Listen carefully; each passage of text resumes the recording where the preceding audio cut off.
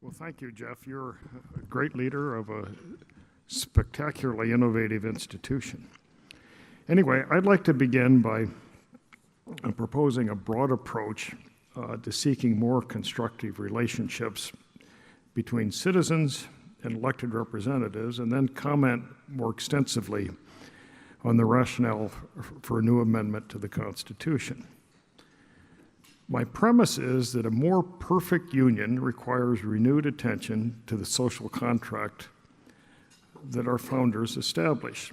To right the ship of state, citizens and advocacy groups like ours should seek to adopt a shared philosophical guidepost with our elected representatives. The first of the 10 guideposts that I suggest being embraced for mutual understanding by citizens and public officials is that the American Constitution is a governance blueprint designed to protect and preserve inalienable rights of a free people.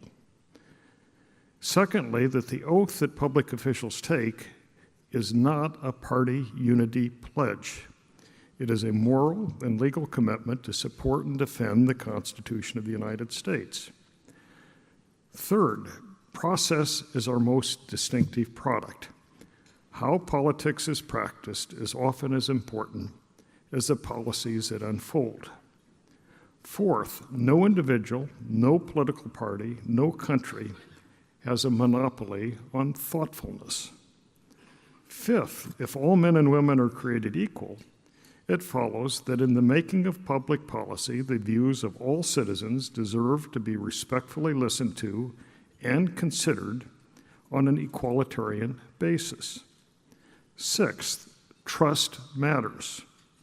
Our separation of powers model is premised on the assumption that public expression must be truthful and public judgment free of conflicts of interest.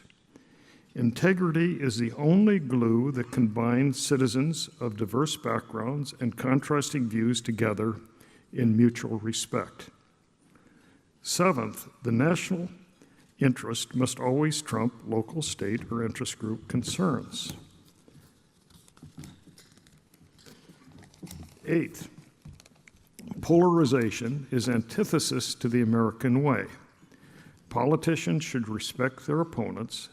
They are rivals, not enemies. Indeed, elected officials of differing parties and views should consider themselves teammates in advancing the public interest.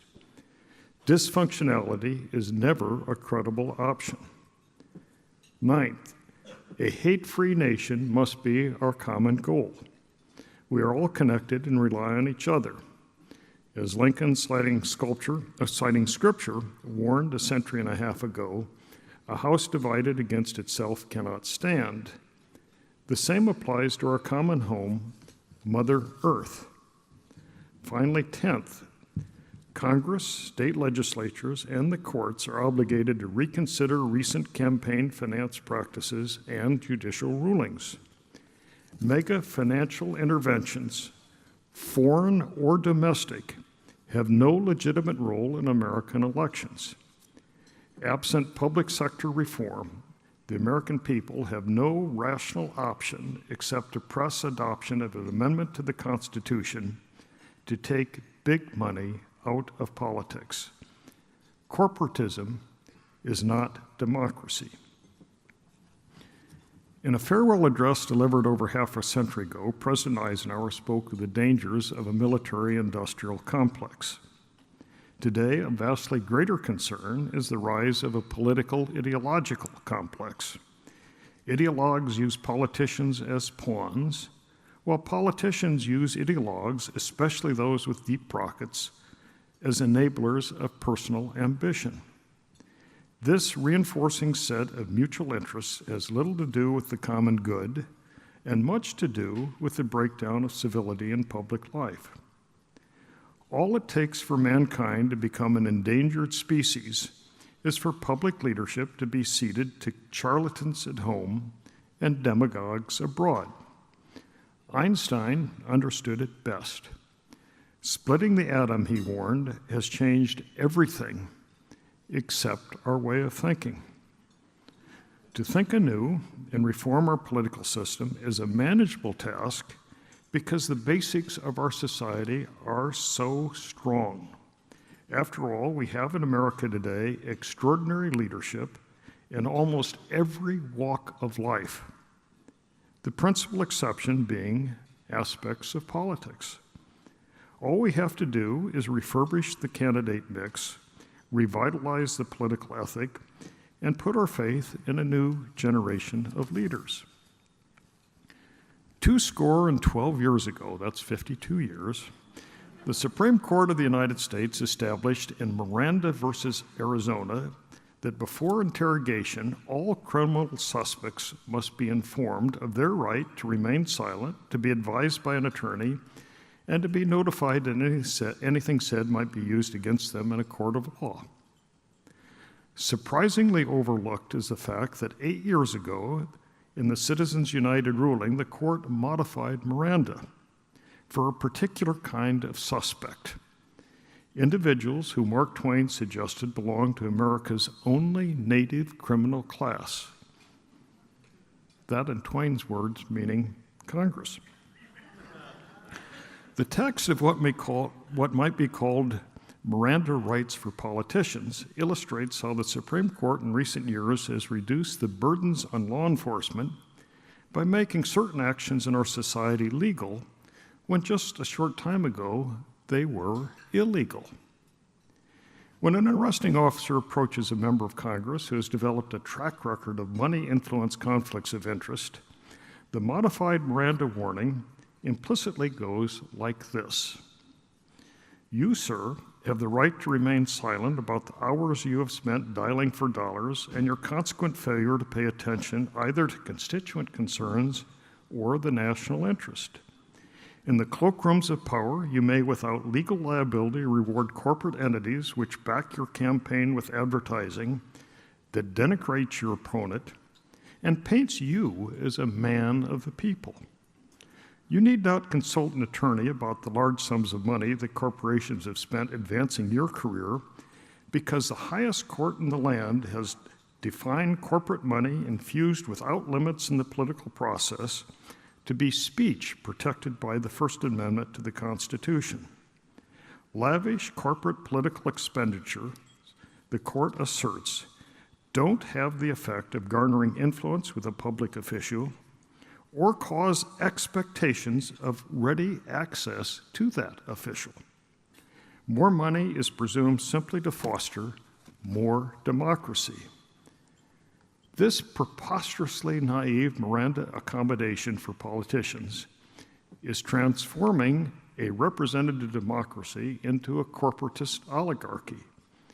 In this second Gilded Age, 5 members of the most eminent judicial institution ever created have chosen to usurp legislative authority and without thoughtful evidentiary basis or apparently an understanding of human nature, written a campaign law that lacks logical, historical, and linguistic credibility. Citizens United shouts out to be overturned. Indeed, to use the most powerful hyphenated term in the American political lexicon, it is self-evident that this singular court-made law weakens the voices of the people and eviscerates the premise that all men and women are created equal. Over our tumultuous history, the Supreme Court has generally been a balancing institution, advancing justice and protecting the rule of all. But from time to time, our politics and the court have been out of step with our deepest ideals. For instance, in Citizens United, the court inverted the logic embedded in the most repugnant ruling our highest court ever made, the 1857 Dred Scott decision. To justify slavery, the court in Dred Scott defined a class of human beings as private property that can be bought and sold. To magnify corporate power a century and a half later, it held that a class of private property, i.e. a corporation, is vested even more than human beings with privileged First Amendment rights.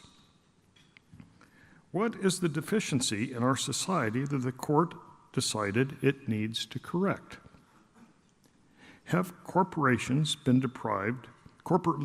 deprived of free speech rights that other citizens enjoy, or access is limited to elected officials? Have corporate leaders and the political action committees that they control not already been over-empowered to infuse millions in the political process?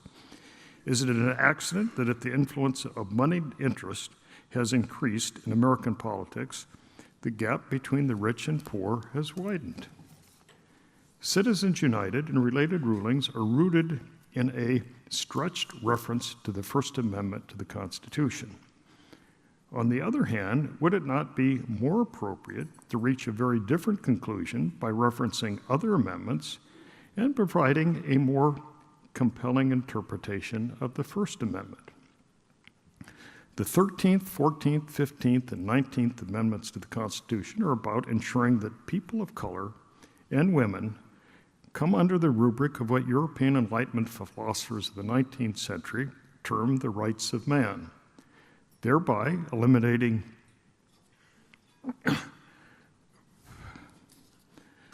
hypocrisy in the Declaration of Independence and inequality in the Constitution.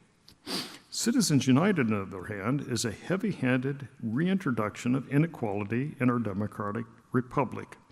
It definitively moves America in a corporatist direction. Defined by the New Oxford Dictionary as the control of a state or organization in large interest groups, by large interest groups, corporatism throws a kilter democratic values, especially the notion that all people are equal. In the guise of a rights issue, Citizens United is fundamentally a powers play that changes power arrangements in our political system in such a way as to reduce the citizenship rights of the overwhelming majority of American citizens. Rather than expanding who is covered by the Bill of Rights, as the above-cited amendments to the Constitution do, Citizens United stipulate what institutions in our society shall be granted disproportionate influence. What Americans of all walks of life are crying out for is the right not just to speak, but to be heard. The problem is that during and after elections, when it comes to the presentation of competing ideas, where one side has infused significant money into the political process and the other has not, politicians have a tendency to pay close attention to those who provide the most assistance in advancing their political careers. They develop implicit listening contracts with their benefactors and become faux listeners to the voting public. The electoral process is more than what happens on election day. It is also about what happens between elections. To paraphrase Clausewitz, lawmaking is a continuation of politics in another form. Electoral politics never stops. It is just interrupted every year or two to count ballots. Illustrating this point is the oldest joke in politics, the injunction that the public should never watch laws or sausages being made. What the public wants are for both products to be processed in the cleanest way possible. What they don't want in politics is an unclean electoral process that produces unclean laws. America gets what laws interpreted by the court allows. Because conflicted campaigns cannot be separated from conflicted after effects, the wealth gap between the highest income and least well-off citizens has widened. In an era when idealism in America has come under siege, it's relevant to recall that on the greatest battlefield in the bloodiest war in our history, Lincoln, who was our poet president, did not call for a new birth of freedom for a nation with a government of, by, and for corporations. No corporations were at Little Round Top and Cemetery Ridge. Those soldiers who gave their last full measure of devotion did not stand their ground to ensure that corporations could maximize profits. They sacrificed their lives to preserve a union that would ensure justice for fellow Americans. To advance the sophistic argument that First Amendment rights allow corporations to infuse unfettered amounts of money into the political process, the court had to employ a linguistic gyration. It presumes that money is speech and that a corporation is an individual. But where in any dictionary or in any founding documents are these equivalencies made? Linguistically, speech is the act of expressing thoughts, feelings, or perceptions. Money, on the other hand, is a neutered term. It is a medium of exchange, a measure of value, or a means of payment. It may, of course, facilitate speech, but is not speech in terms of what any strict constructionist could conceivably believe the First Amendment addresses. After all, money can also be used to facilitate purchase of a car, a laptop, or books, just as it can now facilitate the development of political influence. Likewise, a corporation is an artificial creation of the state, which in turn is the creation of the people. To vest an inanimate entity with constitutionally protected political rights makes mockery of our individual rights heritage. After all, a corporation under the law can be bought and sold. People under the Constitution, as amended in the wake of the Civil War, cannot. It is simply not self-evident that more money infused in the political process embellishes democracy. It is, however, self-evident that the more corporate money strewn into the political fray, the more our democracy will move in a corporatist direction. The Bill of Rights is essentially an individual rights manifesto. To hold that a corporation is a person with citizenship rights neither squares with the Declaration of Independence nor fundamental aspects of the Constitution. All men may be created equal in relationship to each other, all men and women, I should say, but not necessarily in relationship to corporations. There is great inequality between corporations and no equality of individual and corporate personhood when the voices of a citizen can so easily be drowned out by media megaphones purchased by corporate dollars. In abolishing slavery, the 13th Amendment established with finality that a human being is not property. Indeed, as the Princeton historian R.R. Palmer observed, the ending of slavery without compensation was an annihilation of individual property rights without parallel. Lincoln used to cite Euclidean mathematics to affirm the rightfulness of the cause of abolishing slavery. Things equal to the same thing, he would note, are equal to each other, i.e., if A is equal to B and B is equal to C, then A is equal to C, and vice versa. The extrapolation Lincoln made listeners think through was that if a dark-hued human being was a man, just as a light-complexioned human was, then both being men were equal to each other. For Lincoln, this political equality was as self-evident as a mathematics formula that had withstood thousands of years of testing. A logical analog to this reasoning of the ancients is that if A is not equal to B, then B is not equal to A. Accordingly, if an individual under an amended Constitution cannot be equated to property, then a form of property cannot be equated to a human being. In parallel logic, for the court to hold that a corporation is equivalent to an individual implies that it can vote, drive a car, kick a football, read a book, eat, marry, be affectionate, etc. Inversely, it implies that an individual can be inanimate, all of which is nonsense. Euclid would be befuddled. There are, of course, many ways under the law that a corporation may be analogized to a person, but there is a distinction, for instance, between a commercial and a voting function. Commercial personhood is often described as a legal fiction, while an individual casting a ballot is exercising a tangible citizenship right that only a living person can do. As a legal fiction, a corporation is designed to protect individual shareholders from corporate liabilities. Shareholders have ownership in a corporation, but there is no two-way contract. A corporation does not own shareholder political views, nor are the vested interests of a corporation synonymous with the best interests of the country. The corporation is obligated to maximize profit for shareholders, whereas the obligation of governance is far deeper and more varied. Democracy is thus on trial. The court's twisted linguistics and skewed logic has undercut American values. Corporate larceny is also at issue. To presume that corporate money infused in politics must be construed as unbridled speech, that speech for many will be coerced rather than free. To tap for political purpose the assets of shareholders, more than a few of whom can be expected to hold different political judgments than corporate management, is a taking of their assets, a perversion of their speech, a diminution of their political rights. The First Amendment arguments the majority of the court stands on are simply insubstantial compared to the First Amendment umbrages the court ruling establishes. As for the intent of our founders and the Fifth Amendment's protection against takings, Thomas Jefferson made several compelling observations.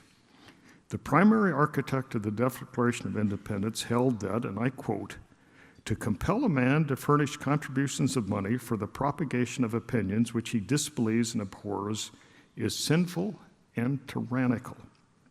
He also warned, and I quote, "The end of democracy and the defeat of the American Revolution will occur when government falls into the hands of lending institutions and moneyed incorporations." These are perspectives that a court with members priding themselves in defending originalist intents might want to review. The public policy dilemma that revolves around the role of money crowding out concern for the common good cannot be underestimated. But to the degree corporate money creates political conflicts, it's not a one-way coercive street. It is a mistake to assume that corporations will always be the initiators of money games. Politicians, rather than lobbyists, may, in many instances, instigate the development of what might be considered mutually coercive relationships. However moneyed relationships develop, and however seemingly inconsistent the patterns of money giving may appear, there is simply no escaping the reality that the precept of corporate personhood expands and legalizes conflicts of interest in the political realm, thereby pushing American politics in an oligarchic direction. Nor is there escaping the only justification for spending corporate assets in elections. Money spent in the political arena must be considered good investments for shareholders, quid pro quos that can be banked. Perspective demands a contemporaneous review of systems outside our country as well as a look backward in history. Many countries, even those with a sheen of democracy, have endemic corruption systems that accentuate corporate power to the disadvantage of the public at large. Do we want to become more like them, or have them become more like we used to be? And do we want to tolerate foreign intervention in our political process, actions that are first cousins to money interventions by American corporations? The key difference between the two types of intervention is that foreign intervention is illegal under federal and state statutes, while due to Citizens United and related rulings, corporate infusions are coming increasingly under the rubric of court-sanctioned legality. Accordingly, I would suggest that it's politically relevant and logistically compelling to stipulate in whatever wording the Congress approves for a new 28th Amendment that explicit reference be given to a prohibition on foreign as well as American corporate interventions in our elections. Each issue reinforces the other.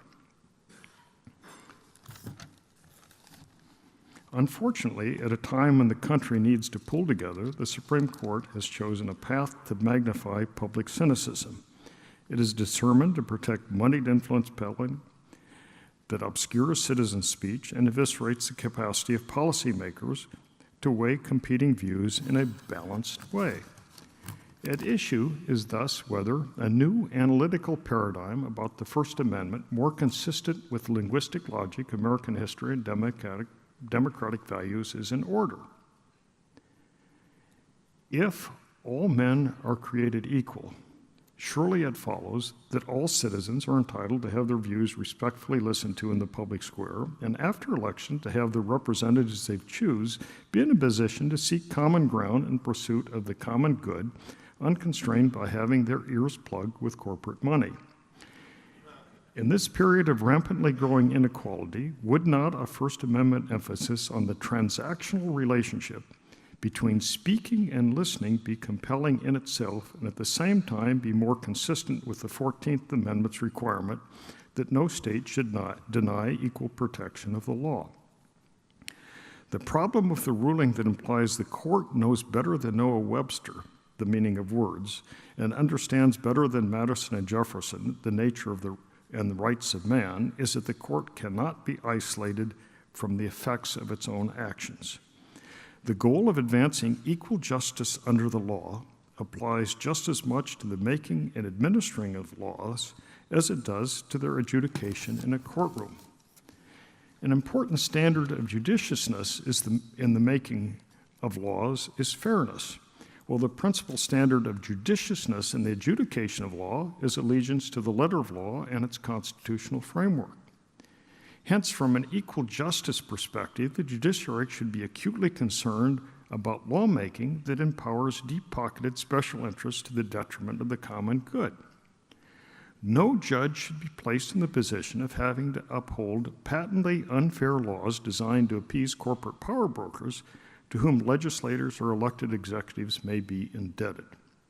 In this circumstance, public confidence in the judicial as well as the legislative and executive branches of government is jeopardized. A citizenry simply cannot be expected to have confidence in a judicial system in which the standard becomes equal application of unfair laws. Equal justice requires that the law itself be fair. Speech is thus at issue from two perspectives. At one end, uncivil speech must be protected by the courts but filtered by the public. At the other, moneyed speech must not be allowed to weaken the voices of the people. The Constitution begins, "We the people," not "we the corporation." There is no more compelling case for a 28th Amendment than the premise in which our Constitution begins and is based. Thank you.